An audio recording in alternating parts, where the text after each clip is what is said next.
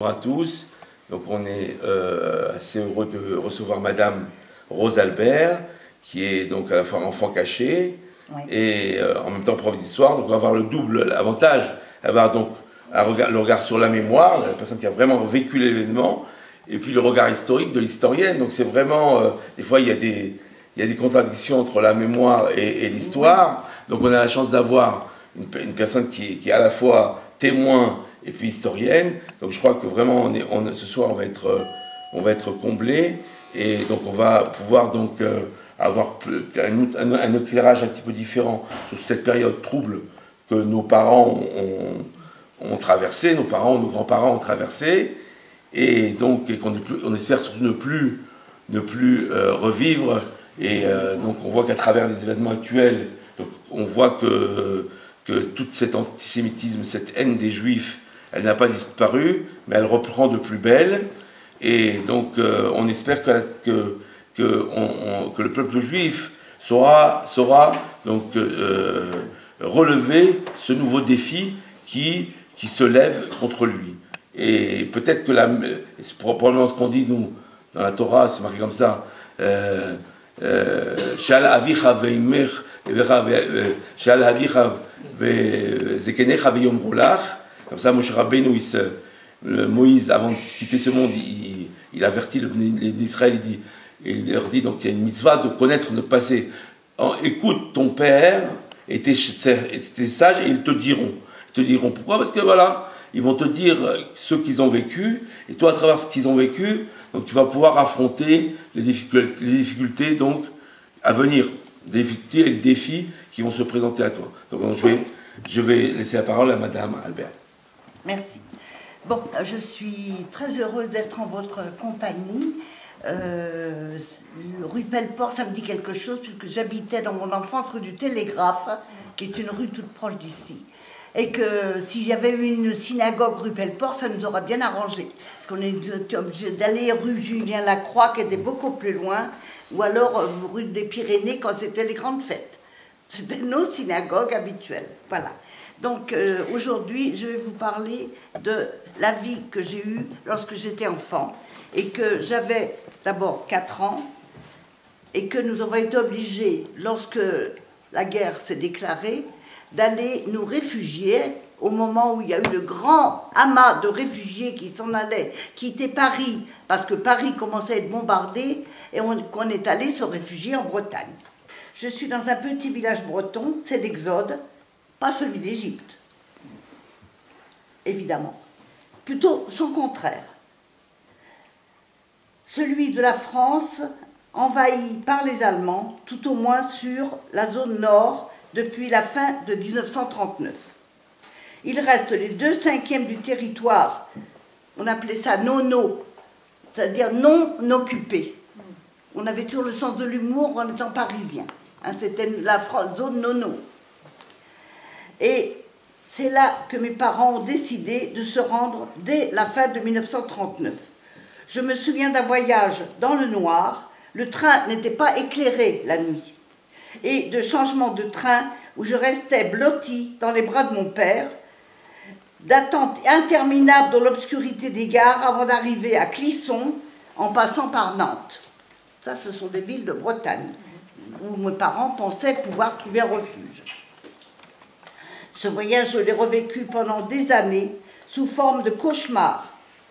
Des enfants désarticulés, me semblait-il, évoluaient dans le noir, passant par les fenêtres du train, poursuivis par d'innombrables méchants. Un périple prend fin dans le petit village de Bousset, où nous arrivons sains et saufs.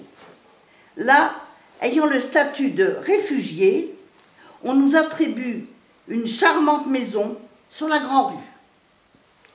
Cette charmante maison, c'était la propriété d'un couple de jeunes mariés. Je vois encore leur silhouette élégante lorsqu'ils nous ont accueillis. Comment des jeunes gens dont la maison avait été aménagée avec amour par les beaux-parents ébénistes, en étaient-ils venus à nous la laisser, à nous, en réquisition?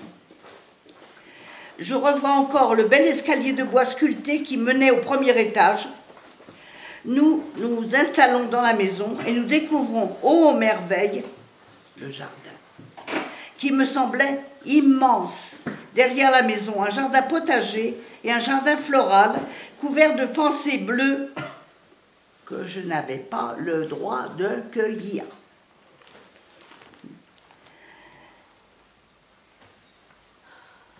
Les paysans me le disaient d'une voix très rogue. Pourtant, j'en mourais d'envie.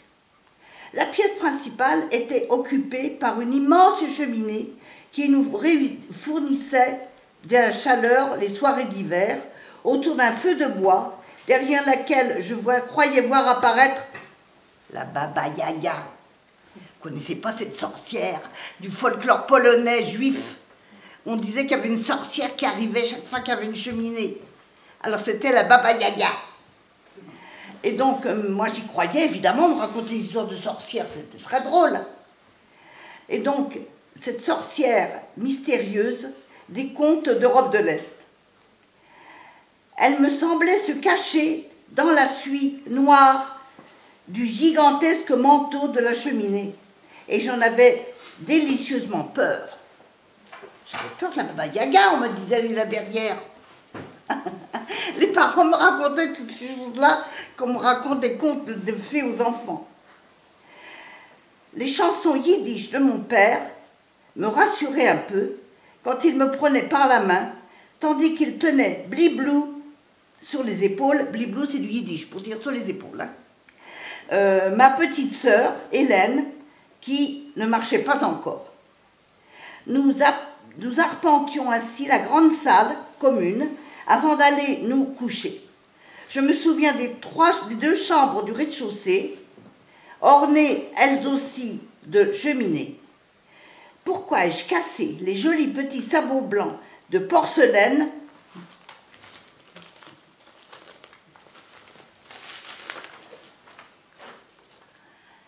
qui trônaient dans notre chambre d'enfant, posés sur la cheminée? Monté sur une chaise, je les ai jetés à terre. Était-ce une réaction à cette situation nouvelle que je ne comprenais pas vraiment? En tout cas, je ne pense pas l'avoir fait par maladresse. Mais très vite, les choses ont changé. Mon père, sachant sa sœur seule à Paris avec ses 4 enfants, mes cousins, fit le nécessaire pour la faire venir près de nous. La mairie lui attribua le premier étage de la maison que nous habitions. Il se trouvait alors que mon oncle Isaac venait d'être déporté. À Drancy, très amoureux de sa belle épouse, ma tante Anna, il avait voulu lui faire plaisir en lui procurant du café, denrée rare en ces temps de restriction. Isaac était donc parti à vélo dans Paris et avait été pris dans une des premières rafles de 1941. Une rafle, c'est-à-dire une chasse aux juifs, à grande échelle, et il y en eut beaucoup en France, dont celle tout tristement célèbre du Veldiv en 1942. Mon oncle se trouvait donc à Drancy, et nous ne saisissions pas vraiment la gravité de sa situation. Ses lettres étaient si optimistes. Ma tante vint alors nous rejoindre avec sa famille. Mes cousins étaient plus âgés que moi et je ne pouvais qu'admirer l'habileté de leur jeu. Attraper des mouches avec adresse. Il y avait plein de mouches dans la maison parce que les vaches passaient, donc les vaches amenaient les mouches. Donc, on avait plein de mouches et mon cousin adorait les attraper. Je me rappelle encore de son geste. Ou se laisser glisser hardiment sur la rampe du bel escalier de bois. Ça, c'est encore mon cousin qui faisait ça. Il s'appelait David. Lui n'a pas été déporté, heureusement. De temps en temps, ma tante m'invitait, et j'étais très fière de le faire, à manger au premier étage, dont le mobilier était bien plus sommaire qu'en bas. C'était plutôt un grenier aménagé en appartement. Et c'est lors d'un de ces repas que ma tante m'expliqua la manière de me tenir correctement à table et de me servir d'un couteau et d'une fourchette. Pas oublier que j'avais encore 4 ans. Hein. ustensile que ma petite main malhabile avait du mal à manier. Ma tante Anna est ma tante préférée. C'était la grande sœur de mon père et ils s'aimaient beaucoup. Tout comme nous aimions tous notre oncle Isaac, le meilleur ami de mon père, si drôle et si gentil. Il nous manquait toujours. Mais les conversations et les jeux des enfants animaient la maison, ce qui était bien agréable. Puis, un jour, étonnés, nous vîmes arriver un cycliste épuisé. C'était notre cher cousin David, mon presque grand frère, puisqu'à Paris, il vivait avec nous dans notre appartement. Ses deux sœurs et sa mère faisaient toutes aussi partie de la famille la plus proche. Par malheur, le père de la famille de David était retourné en Pologne rendre visite à sa vieille maman et n'avait pas pu revenir en France. Il a été déporté. Et mon père avait pris tout ce petit monde en charge. Donc mon père élevait ses enfants et les enfants de sa sœur. Et mon père donc s'occupait de tout ça. Tout à la joie de revoir David, les parents demandent des nouvelles de Paris. Elles sont alarmantes. On lui demande bien vite de cacher son vélo sous la paille du hangar, au fond du jardin, car posséder cet engin est interdit quand on est juif. De même, mon père dissimule son revolver dans un trou du jardin. Je suis retournée en Bretagne, j'ai essayé de retrouver l'endroit où le revolver avait été enterré dans le jardin, mais je ne l'ai pas retrouvé. Mais bon, il avait un revolver, mon père, mais il avait peur que les Allemands se saisissent. Le village organisait des repas gratuits pour les réfugiés. Alors, cache-route oblige, nous ne pouvions pas en profiter. Cependant, une fois, mes parents nous ont amenés avec nos cousins. Là, nous avons goûté à la soupe populaire, on l'a goûté, suivie de grandes galettes bretonnes, arrosées d'eau fraîche. Je trouvais tout cela délicieux, surtout l'eau. Mon père nous interdisait de boire de l'eau. Nous ne buvions que de l'eau bouillie avec des feuilles de tilleul dedans. C'était une question hygiénique pour nous. À la maison, mon père nous interdisait cette boisson riche de microbes et nous ne buvions que du tilleul ou de la citronnade fraîche. Malgré ces distractions, David, qui venait d'arriver en vélo, s'ennuyait à la campagne. Et ignorant les supplications de la famille inquiète, il repart pour Paris, sur son vélo. Je ne sais pas si vous imaginez, le chemin Paris, sud de la Bretagne, ça fait pas mal de kilomètres à vélo. Hein. Ma tante trouve dans un village voisin un logement plus vaste et nous quitte, au moment où les masques à gaz sont distribués à la mairie. On ne m'a jamais permis de regarder dans ces gros tubes de métal gris fermés par un énorme couvercle. On ne m'a pas dit non plus quel en serait l'usage. On nous distribuait des masques à gaz. On savait que c'était une guerre dans laquelle on utilisait des gaz dangereux. Un bébé doit naître dans la maison. Et là non plus, je ne suis avertie de rien. Un soir, une sage-femme se présente à la maison. « Mettez de l'eau à chauffer. Donnez-moi des linges blancs. » Un peu plus tard, ou beaucoup plus tard, je ne sais plus, j'entends un petit cri, je demande « Qui peut crier dans la chambre de ma mère ?» Serait-ce maman qui jamais ne s'est plainte de quoi que ce soit? Non, me dit une voisine, c'est un bébé qui vient de naître. Aussitôt, la voisine sort. Nous l'appelions tous Madame Olala, parce qu'elle disait tout le temps Olala en parlant des événements. Elle revient accompagnée de 3 autres voisines, chacune apportant une douceur ou un petit vêtement. Des Bretons, hein, pas des Juifs qui venaient nous rendre visite. Ce qui m'a le plus frappé, c'est la bouteille de Malaga, ça j'oublierai pas. La bouteille de Malaga de Madame Olala. Une denrée rare et dont le nom me plaisait infiniment, ainsi que le goût sur un sucre.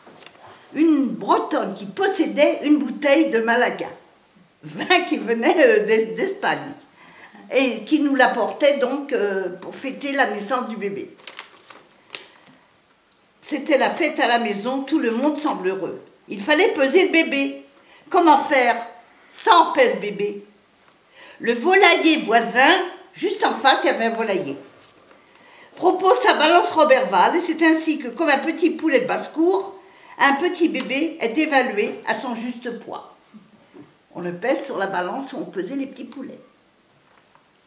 Dès le lendemain, les religieuses du couvent voisin étaient averties, elles aussi, de la naissance, et loin d'exiger le baptême, ce qui aurait été conforme à leur foi, elles nous gâtent, tout simplement.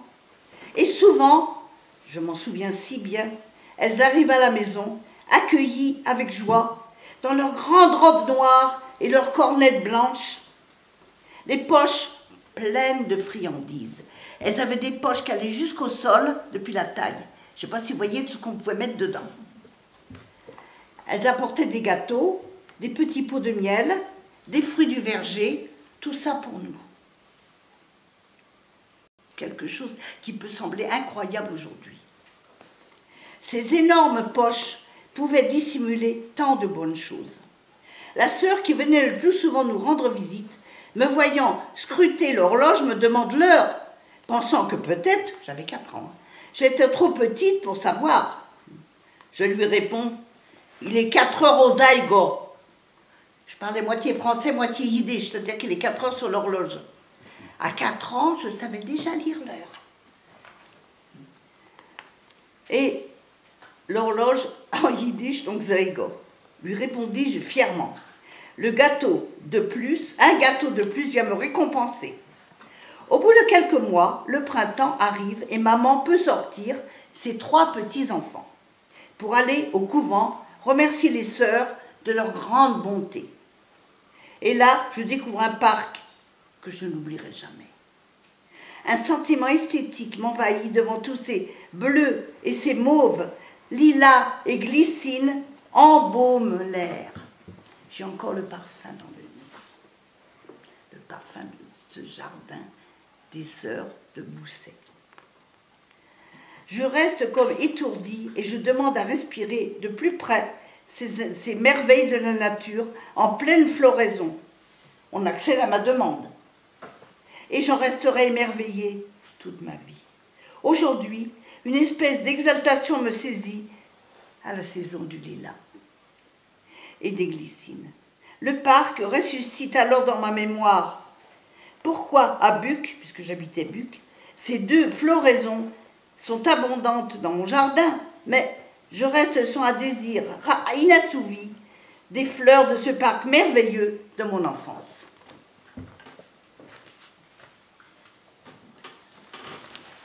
Je continue. Ma petite sœur Hélène commence à marcher. Le bébé qui vient de naître. Maintenant, je pourrais jouer avec elle. Je m'en réjouis à haute voix. En attendant, mes compagnons préférés sont les jumelles Rigaud, Béatrice et Béatrice. Je ne savais pas distinguer ni leur nom ni leur visage, tant elles se ressemblaient. Elles aussi étaient réfugiées et habitaient la maison d'en face.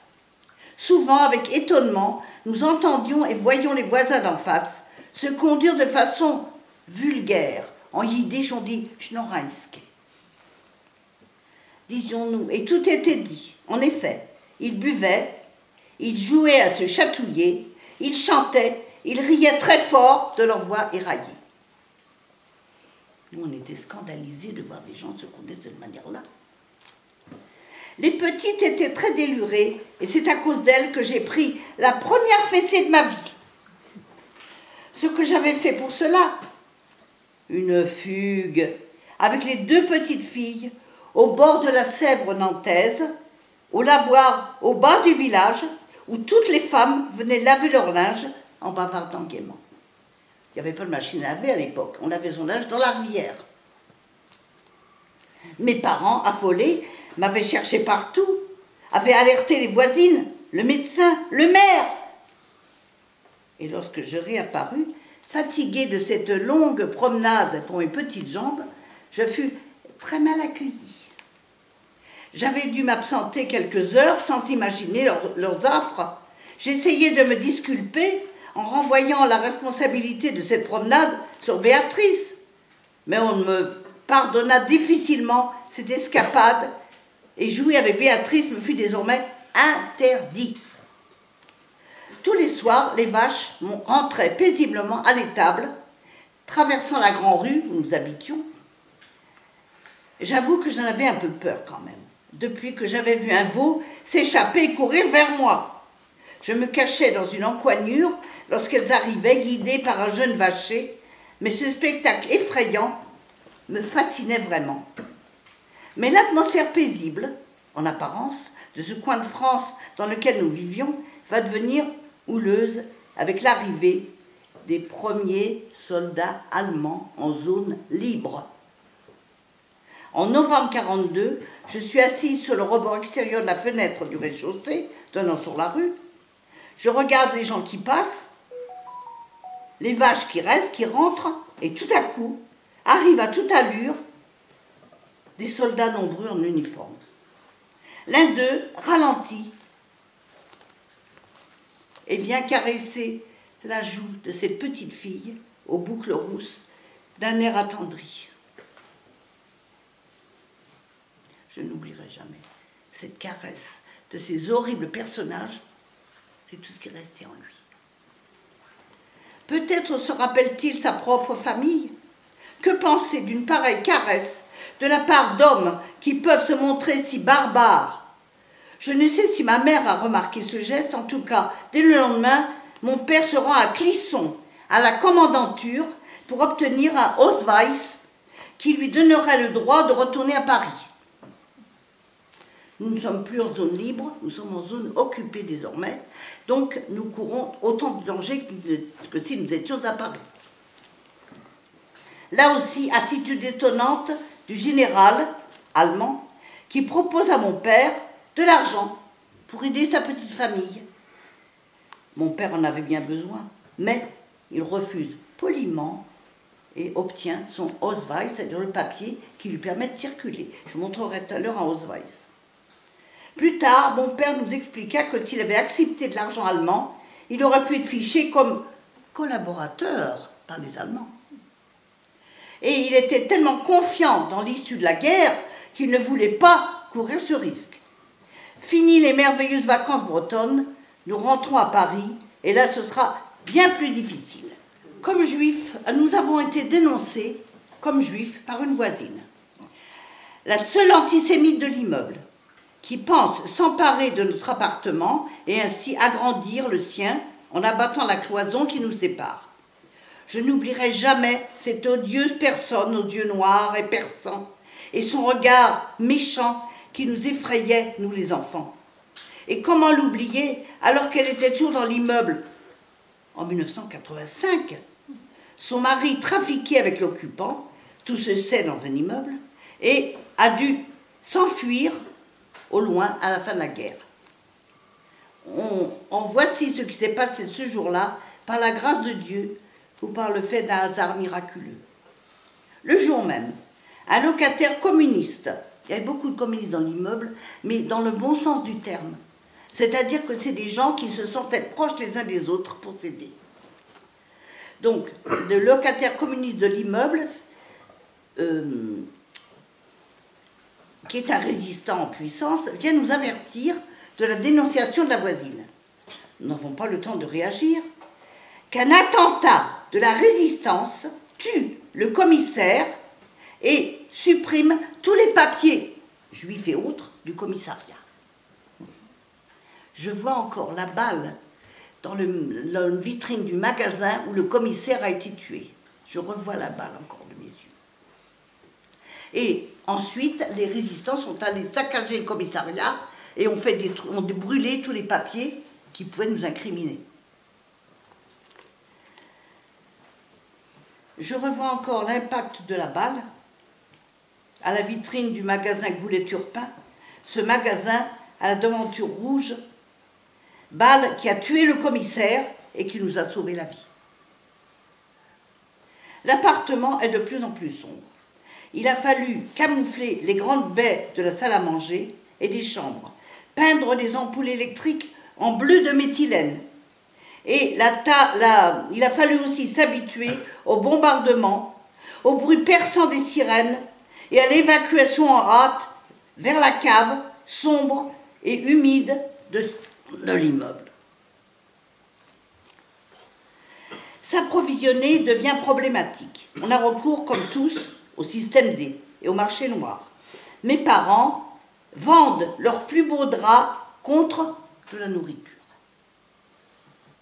Mon père décide de se passer de cigarettes et monnaie ses tickets de tabac contre des boîtes de conserve. De même pour les tickets de chaussures. Tout ce qui est métallique est vendu.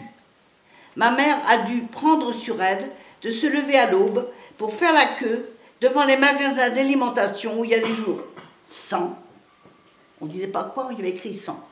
C'est-à-dire qu'il n'y a pas de marchandises. Et de plus en plus nombreux ces jours-là. Les tickets de rationnement font partie du cérémonial fastidieux. Il y a les J2, les J3, etc. Suivant l'âge du titulaire. Une bouteille d'eau de Javel demande denrées rares dans une bouteille en verre de 2 litres. S'échappe de mes petites mains. Ma mère m'avait envoyé chercher de l'eau de Javel. Mais la bouteille était trop d'eau pour une main, je l'ai fait tomber. Catastrophe. Alors que je venais de l'acheter en disant « Maman paiera ». C'est la catastrophe. Maman devra payer. Un autre jour, j'égare un ticket d'alimentation donnant droit à une boîte de petits Suisses, chez Magie, la 100e, la crémière au bas de la rue.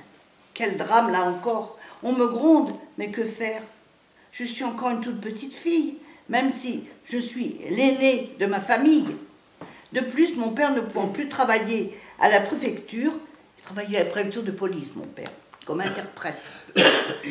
Trop dangereuse pour les juifs, propose du bricolage électrique chez l'un, chez l'autre.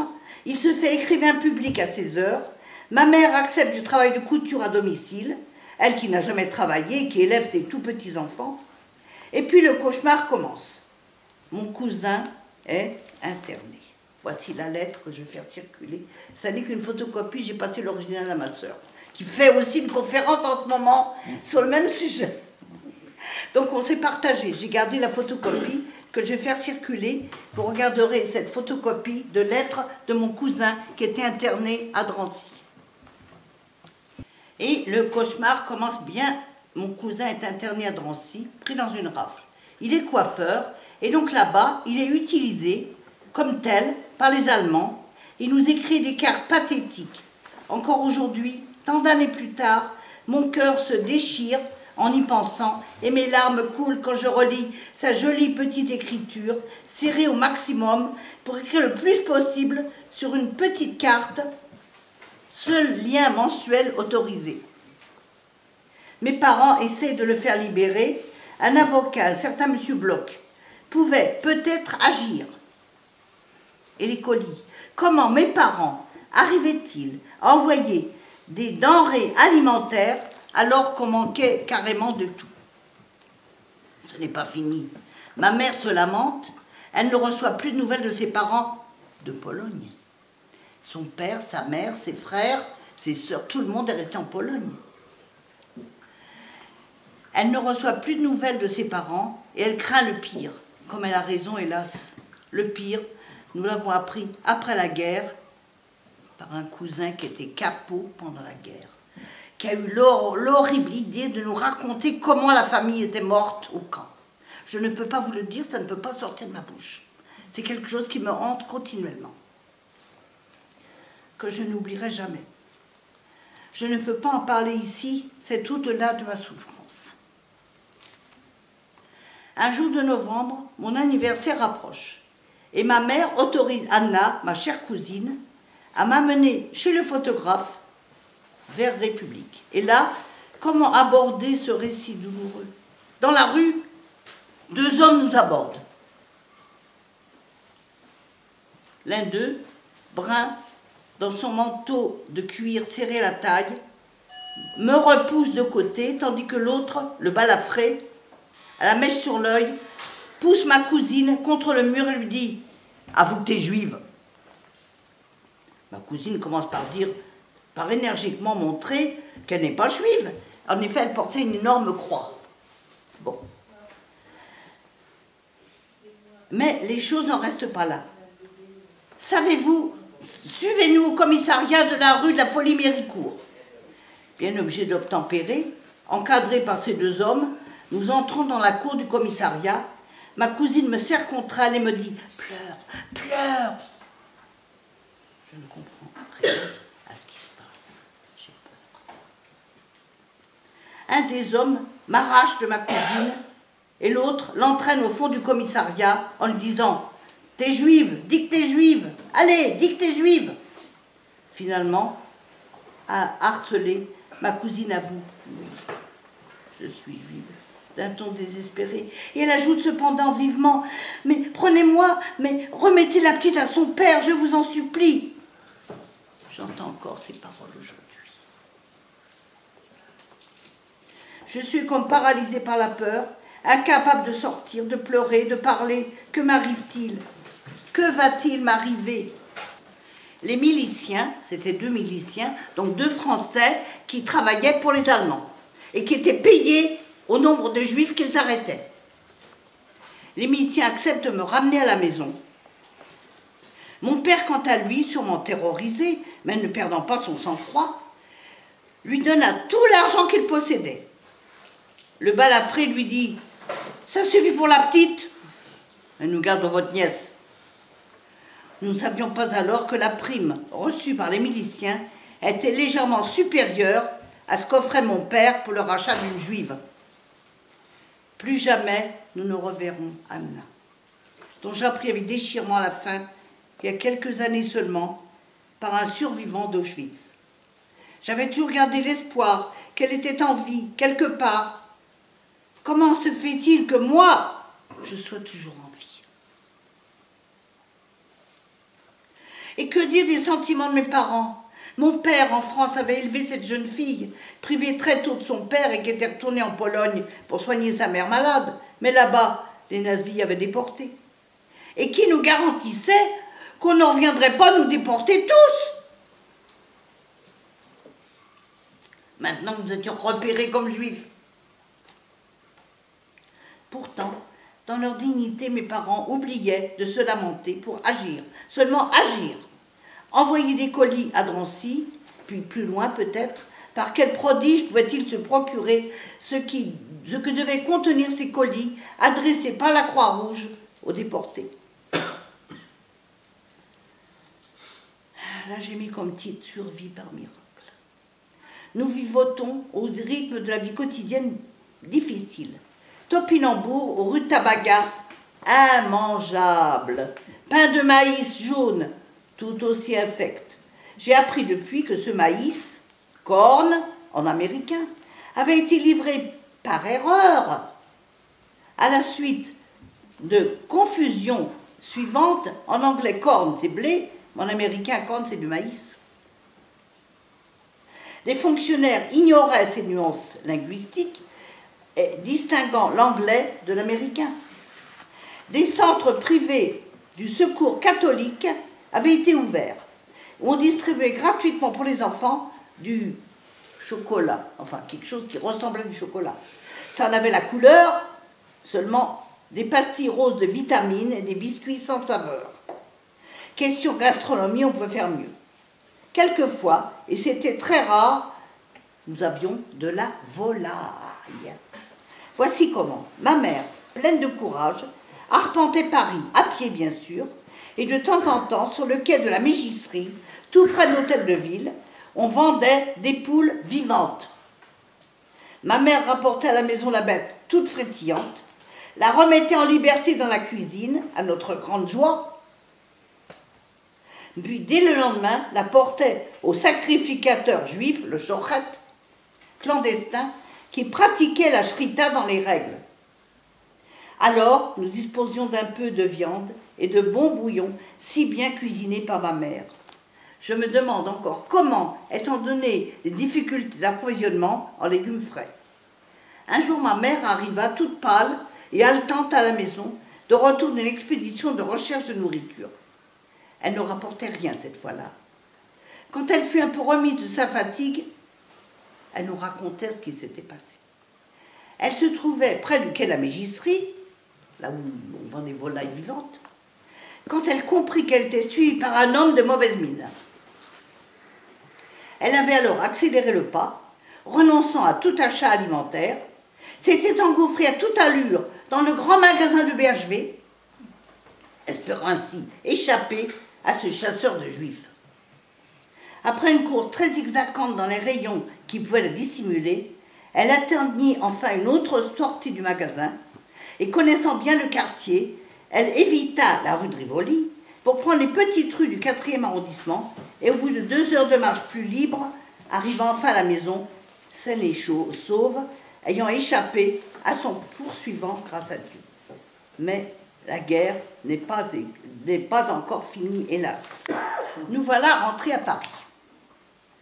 Il va falloir aller à l'école. Problème, je ne sais pas parler français. On parle yiddish à la maison. Pas français. Ou si peu. À la maison, le yiddish est la langue utilisée par la famille. En peu de jours, on m'apprend le minimum et je me présente en classe. Je suis la plus jeune de la classe et les autres petites filles vont en profiter pour me délester de ma gomme, de mes crayons, de ma bague en or. Quelle idée de me mettre une bague en or. Bon. Trempant dans l'encre violette mes longues nattes rousses, à cela une solution immédiate. Maman me coupe les cheveux, très courts, plus de boucles, des cheveux raides que je trouve très laids et qui encadrent mon visage tout rond. Tant pis, mon tablier et ma robe fait maison sont ravissants. Maman sait coudre et bien coudre. Et j'apprécie cette élégance autant que je déteste les galoches à semelles de bois que je porte avec de longs bas de laine qui glissent tout le temps. Et puis une nouveauté, l'étoile jaune. Voilà, ça, c'en est une authentique, hein, qui a servi pour être cousue sur des vêtements.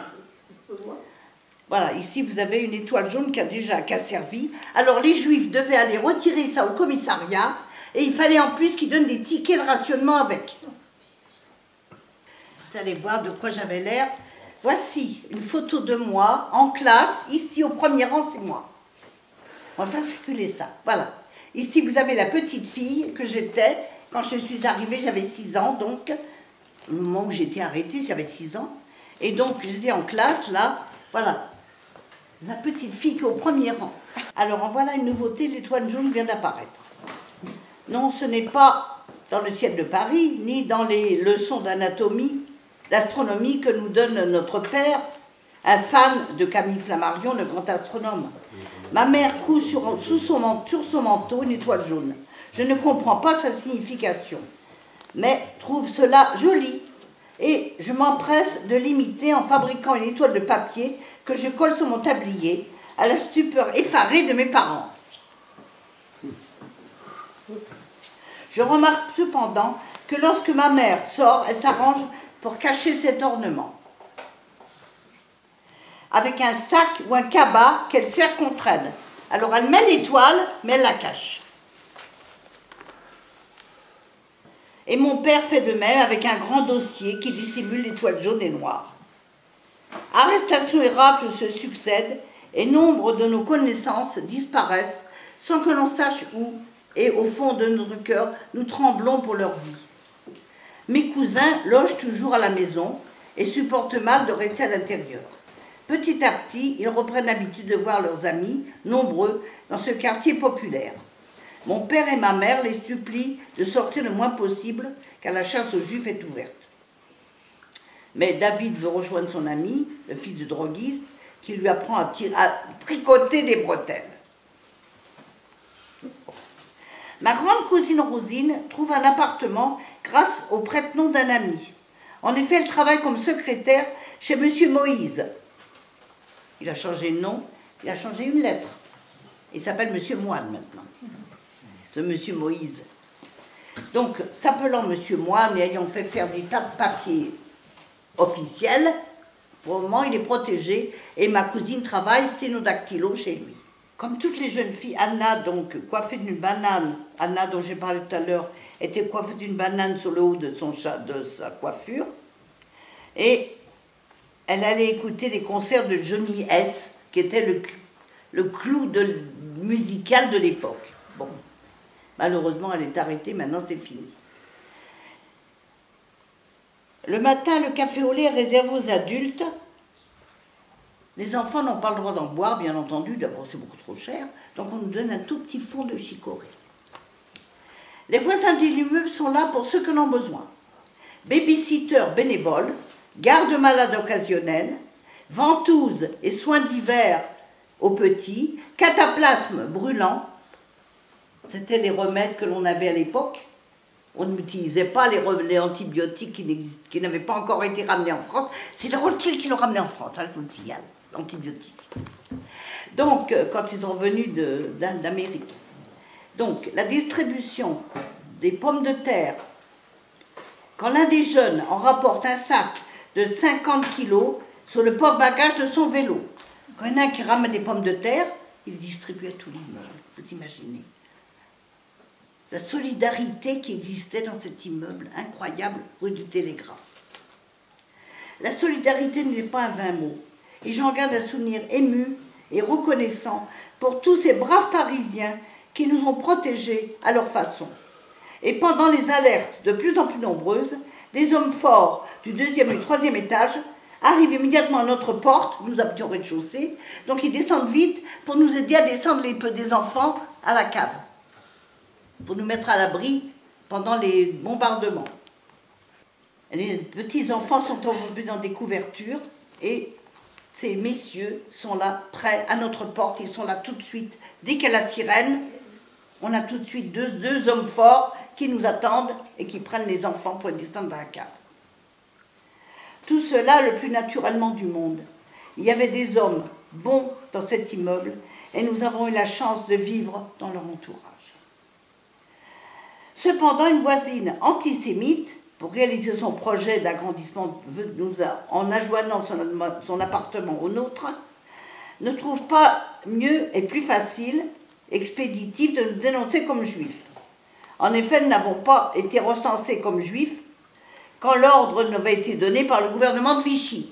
Les parents ne sont jamais allés dire « nous sommes juifs ». Notre nom pouvait nous faire passer. Notre nom, c'est Janiszewski. Janiszewski, c'est le nom d'un village à côté de Kiev, en Ukraine, d'où mes ancêtres sont originaires. Et mes ancêtres étaient médecins de père en fils. Et l'un d'entre eux, qui habitait donc à côté de Kiev, avait soigné le village, le seigneur du village. Il faut regarder sur une carte, vous trouvez le village de Janiszewski à côté de Kiev. Le seigneur de Janiszewski avait permis à mon grand-père de prendre ce nom que j'ai porté quand j'étais jeune fille. C'est extraordinaire. Voilà. Donc, il y avait quand même des gens bien. Il y en a toujours eu, malheureusement pas suffisamment. En 1942, Zisla, la sœur donc de mon père, fait une mauvaise chute dans l'appartement et ne veut pas se faire hospitaliser. Finalement, elle est obligée et elle décède peu après.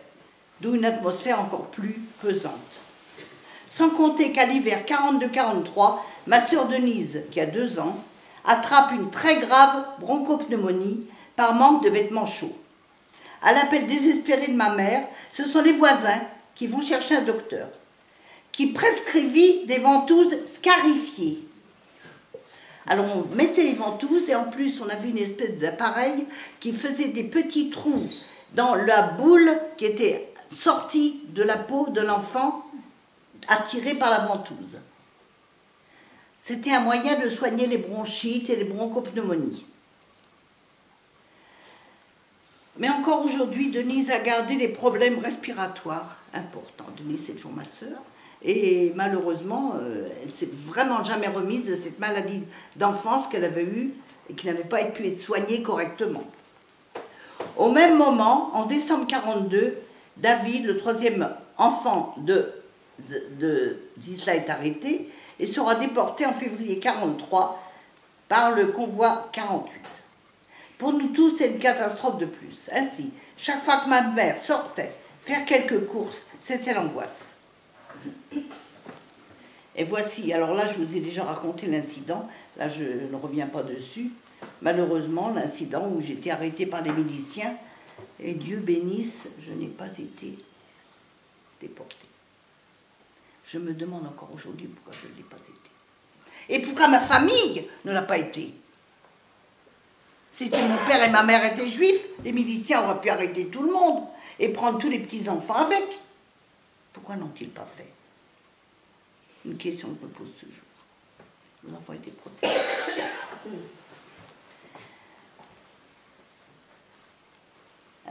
Mes parents donc restent traumatisés, sans beaucoup d'argent. Et c'est l'angoisse chaque fois que ma mère sort. Une famille juive à Paris, 20e, au milieu de goy, qui la protège et qui l'entoure, de leur amitié fraternelle. L'indifférence à l'autre n'existait pas alors, tout au moins dans notre immeuble. Et en Bretagne non plus, il n'y avait pas d'indifférence. Les gens étaient tous humains et faisaient attention à l'autre.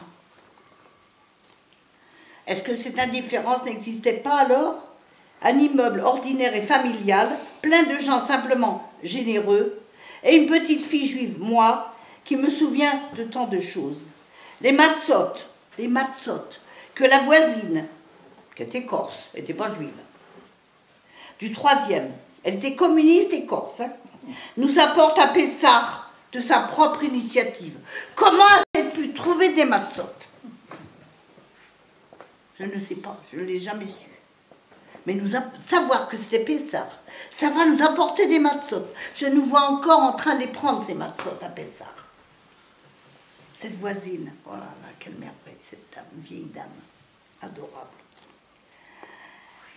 Les pommes de terre, denrées rares, qui nous arrivent droit de la campagne, sur les vélos des jeunes gens de l'immeuble, chargés du ravitaillement. Aujourd'hui, ça ne peut plus exister, ce genre de choses. L'état d'esprit de la France a complètement changé. L'aide des voisines, si chaleureuse, si efficace, lors de la maladie de ma petite sœur et leur ventouse. Les fuites à la cave, lors des alertes, mot qui, dans mon esprit, était synonyme de sirène. Nous, 4 petits-enfants, enveloppés de couvertures, transportés par les vigoureux voisins, venus prêter main forte à mes parents pour nous descendre dans cette obscurité devenue habitude en ces années noires. Quelle reconnaissance ne dois-je pas avoir envers tous ces Français merveilleux, si pleins de cœur, sans qui tout cela allait de soi. Les souvenirs si nombreux me reviennent en foule. Peut-être faudrait-il que je les rapporte avec plus de détails pour la mémoire, mais ici, je ne veux plus penser qu'à la libération de Paris et des moments qui l'ont précédé. Je joue dans la rue, pas de danger de voiture, hein. On pouvait jouer sur la chaussée, il n'y avait pas de voiture à l'époque.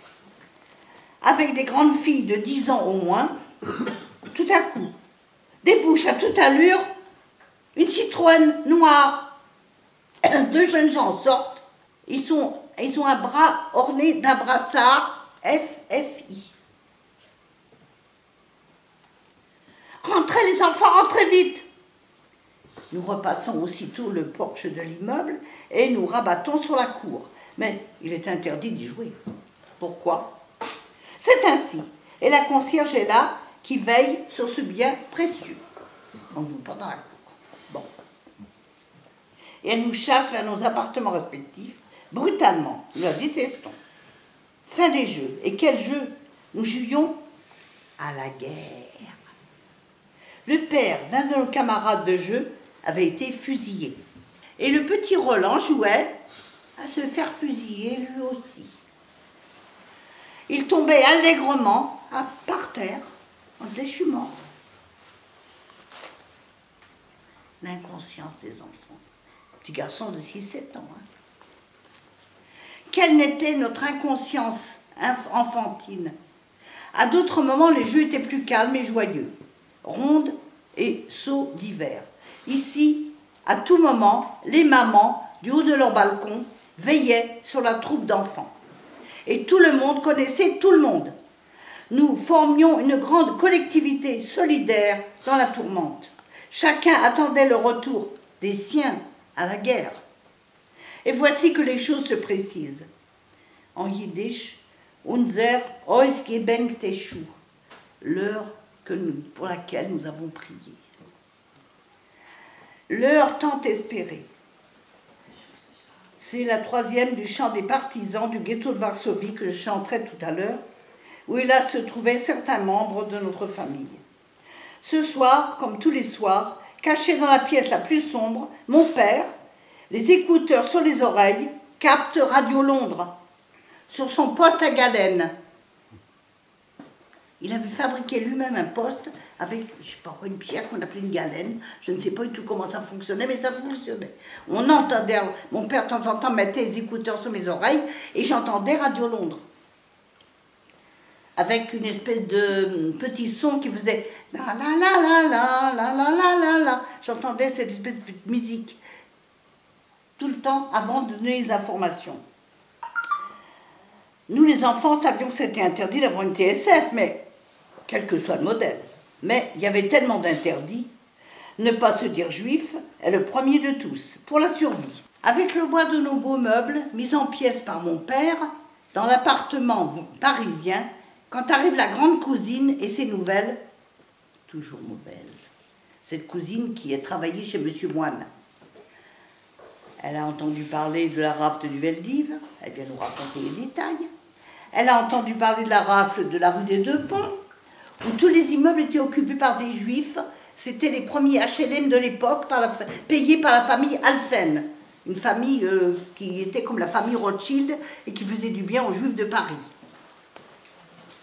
D'ailleurs, si vous allez rue des Deux Ponts, vous verrez des plaques apposées expliquant que les juifs avaient été déportés là dans tous ces immeubles magnifiques qui avaient le confort qui n'existait pas à l'époque dans les autres maisons. Hein. Donc, rue des Deux Ponts, lieu maudit à jamais dans ma mémoire, lieu plein de cris que je ne cesserai d'entendre, éveillé ou endormi, moi qui ai réchappé par le plus grand des miracles. Encore une autre histoire très longue. Mes petites amies, catholiques, rêvaient elles aussi de lendemain meilleur, du tailleur rose ou de la belle robe des dimanches en soie qu'elles mettraient quand la guerre serait finie. Oh Nicole, Monique, Jacqueline, Simone, mes chères petites amies, voici qu'elles soient chéries.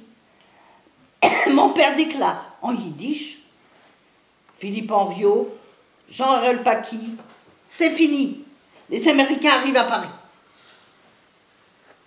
Je rappelle que Philippe Henriot et Jean-Hérol Paqui, c'étaient les deux grands journalistes qu'on entendait à la radio. Sur la radio française, catholique, allemande bien sûr. En attendant, ma mère m'aide à m'habiller pour sortir. Je suis l'aînée, et mon père a demandé que je vienne, au lieu de veiller sur les plus jeunes, comme d'habitude. Les petites sœurs dorment bien sagement sur leur édredon de plumes. Un dernier regard de ma mère, au bébé de quelques mois dans son berceau, à Moïse. Ce berceau s'appelait Moïse. Là aussi, une digression s'impose comme un objet aussi, au nom aussi bizarrement juif, a-t-il pu arriver chez nous, dans notre maison, en Paris 44. Ça, c'est toute une histoire. Au prix de quel mortel danger ma mère a-t-elle pu se procurer cela pour l'enfant à naître? Dans la maison, le silence de la nuit. Dehors. Mais oui, les cloches sonnent à toute volée. L'église se trouve rue Pelleport, un peu plus haut. Et les cloches sonnent à toute volée. Tout le monde entend ces cloches et tout le monde va se précipiter dehors, comprenant ce que cela peut signifier. Et la population est appelée à se rassembler devant les églises. Pour une fois, sans l'ombre d'une hésitation, nous sortons par la porte de service, qui est condamnée d'habitude par des barres de fer. Et nous dirigeons vers l'église toute proche, en bas de la rue, à droite, c'est-à-dire rue Pelleport, un peu plus haut ici. Les trottoirs sont noirs de monde sous le ciel étoilé. Dans la rue, une foule de gens connus ou inconnus. Tout le monde s'embrasse, rit et pleure de joie. La guerre est finie, crie-t-on de tous côtés. On se serre dans les bras les uns des autres. On ne veut plus rien entendre. Le canon résonne au loin pourtant. Une barricade rue Orfila, rue Villiers-Ladan. On se bat encore tout près. Ce moment unique semble ne pas avoir de fin. J'ai complètement oublié quand et comment nous sommes rentrés à la maison. Plus de 50 ans plus tard, lorsque j'évoque cet instant central de ma petite enfance, je n'en ai jamais manqué l'anniversaire. J'éprouve toujours la même émotion, jamais émoussée. Et je ne peux m'empêcher d'avoir la gorge serrée et larmes aux yeux lorsque je rappelle ce grand événement à mes enfants, à mes élèves, aux auditeurs de mes conférences. La mémoire du transmis de mes ancêtres, de mes grands-parents, que je n'ai pas eu la joie de connaître, la Shoah est passée par là, perdue à jamais dans la lointaine Pologne, cela ne doit pas être oublié. J'ai mis plus de 20 ans à me remettre des traumatismes infligés à mon enfance et des cauchemars engendrés chaque nuit par la guerre. J'ai pu, en forçant mes blocages douloureux, me mettre à parler, prenant un peu de distance vis-à-vis de moi-même et de mon vécu. C'est si beau d'évoquer la fin d'un cauchemar. L'arrivée des soldats américains à Paris, déambulant dans les rues. Dès que nous en apercevions, nous jetions dans leurs bras et ils nous distribuaient du chewing-gum et du chocolat. Nous faisions de même si les jeeps dévalaient notre rue en pente. Pourtant, la prudence aurait commandé de les éviter, je n'ai pas su le faire. C'est ainsi qu'ayant traversé la guerre, très amaigri, mais presque indemne physiquement, je me suis retrouvée blessée aux 2 jambes, renversée par une jeep. Les soldats américains désolés ne savaient que dire. Je me souviens encore de leur physionomie. Et pendant plusieurs semaines, ma mère me remit dans la poussette de bébé pour me conduire à l'hôpital où je recevais des soins. Un comble. Mais les fêtes de la victoire se préparaient. Les drapeaux flottaient nombreux aux fenêtres, confectionnés dans un affreux ersatz de tissu très raide, mal teint à la maison, aux couleurs patriotiques. Et les petites filles joyeuses exhibaient leurs robes drapeaux aux couleurs anglaises, américaines ou françaises, faites par les mamans. Et moi, je commençais à vivre l'attente du retour des miens partis au camp. Pendant des années, j'ai gardé en moi l'espoir et j'ai admis difficilement que cela ne ferait jamais partie de ma joie partagée. Mais je ne peux les oublier. Alors maintenant, je vais vous montrer ce qui me reste. Voilà, ça c'est l'oncle. Voici ce qu'il portait au camp. Un des oncles qui a eu la chance de revenir des camps. Voilà, son pantalon, qui est un pantalon de déporté. Et voici ce qu'on lui faisait porter aussi sur la tête. J'ai fait circuler la lettre de mon cousin de Drancy. Elle est là. Bon. Une photo de ma belle-sœur qui n'a jamais connu ses parents. Elle avait 2 ans quand sa mère a été déportée. Elle vit en Israël. Et elle continue elle aussi de faire des conférences sur son histoire, tout en inventant, puisqu'elle n'avait que 2 ans quand sa mère a été déportée. Et mon mari, lui, la même chose, il avait 7 ans, protégé par des amis protestants qui l'ont caché en Ariège, où il a passé toute l'année, toute sa jeunesse, caché donc, comme enfant caché, et c'était le duc de Mirepoix, Lévis-Mirepoix. Comment? Lévis-Mirepoix. Voilà, le duc de Lévis-Mirepoix était le maire du village, savait très bien qu'il y avait des juifs. Quand les amants lui demandaient « Est-ce qu'il y a des juifs ici ?» Il a dit non, il disait non. Il savait très bien que c'était des enfants juifs qui étaient cachés par les protestants qui avaient une maison à Mirepoix, donc où les enfants, où mon mari se trouvait, donc enfants cachés. Voilà. Je vous remercie beaucoup de votre attention. Sur la place publique, le 8 mai et le 11 novembre. Nous faisions, chaque fois, je leur faisais chanter les chansons que je traduisais du yiddish en français et que je leur faisais chanter sur la place publique. Alors voici ce chant qui était un chant donc écrit par Dimitri Pokras. Ce chant est l'hymne de l'organisation des partisans juifs en 1943 et ça a été composé donc et chanté dans les camps et en Pologne. Tu chantes avec moi, Joël, Ariane. Mais ça a été composé par Hirsch Glick. Par Hirsch Glick, qui est un monsieur qui est décédé en 1944. Un jeune poète. Tu chantes avec moi, tu as une meilleure voix que moi, toi. Ah, tu connais par cœur? Oui, ça va. Bon. Zong nicht keinmal du gehst im letzten Weg, hat Himmlen bleien, verstellen, bleue Tag. Kommen wird noch unser ausgebänkte Show. Es wird abgebaut und unser Trott, wir sind da. Zufrieden fahren an der Welt, die uns ist schön. Wir kommen an mit unserer Weid, mit unserer Pein. Und wie gefahren ist der Sprotz von unser Blut. Sprotzen wird noch unser Wure, unser Mut. Es wird die Morgensonne gilden, unser Eins. Und der Nacht wird verschwinden mit dem Feind. Noch versammeln, wenn die Sonne in dem Kajor. Wie ein Parol so gern das Lied von dort zu dort. Das Lied geschrieben ist mit Blut und nicht mit Blei. Es ist kein Gedel von Erfolg auf der Frei. Das hat der fortgefischten Fall nicht gewählt.